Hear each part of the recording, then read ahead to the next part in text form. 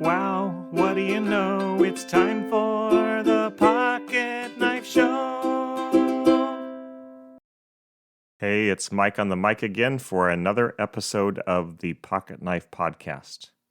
I gained a new title this week, Grampa Mike. It's a pretty cool title if you ask me. The reason for my promotion is pretty amazing, pretty nice to hold. She's beautiful. My mind goes to Psalm 139, 13-16 when I look at my granddaughter. For you created my inmost being, you knit me together in my mother's womb.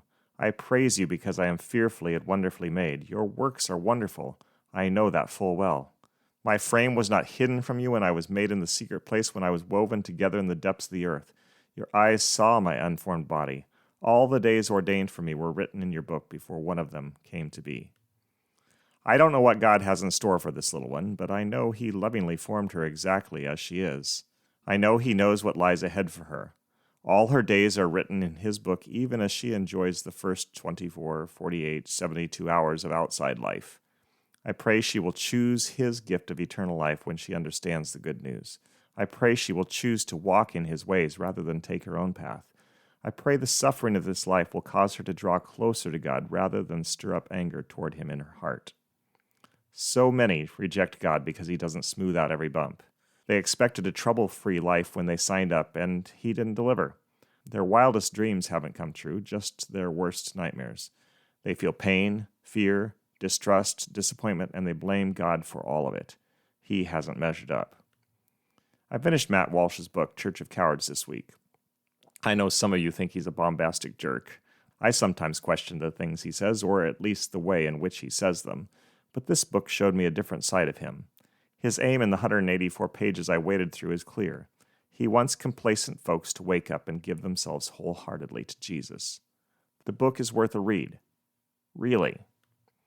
In the final chapter of Church of Cowards, Walsh talks extensively about suffering's benefits.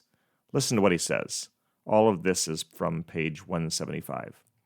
A man who endures the worst deprivation, the most agonizing personal loss, the most tragic misfortune, the harshest persecution, is granted a monumental opportunity in his agony. He is given what most of us on the broad and comfortable road to perdition will never face, an abrupt and distinct choice between God and despair, a clear moment of choosing.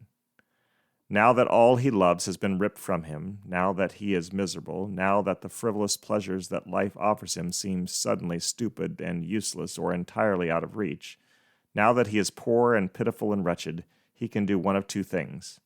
He can realize that the Lord is his only refuge and his only comfort, and fall to his knees right there in the darkness. Or he can lash out in hatred against God and retreat into himself. He can resign himself to despair. Back to my newest descendant. I know she's going to have a rough day or two, maybe a rough week or a rough year. Who knows? She might have a rough life. If she does and I'm around, I'm going to urge her to choose falling on her knees rather than despair. I'm going to point the way toward love rather than hatred. I know from experience that love of God is the better path, that love of people is better than hating them. I've tried both routes. Hating another, refusing to forgive offenses, led to depression. Choosing love, forgiving the seemingly unforgivable, led to joy. I don't know how many will hear what I've put out into the ether today. Not sure if the little one who will first know Grampa Mike will ever listen to this podcast. Doesn't matter. What matters is that I show my granddaughter, and others, how to love God no matter the circumstances life hands me. What matters is me trusting God in the tough times so she can see, so you can see how good God is and how desperately she and you and I need Him. Oh no, it's sad I know we've come to the end of the show. See you next time.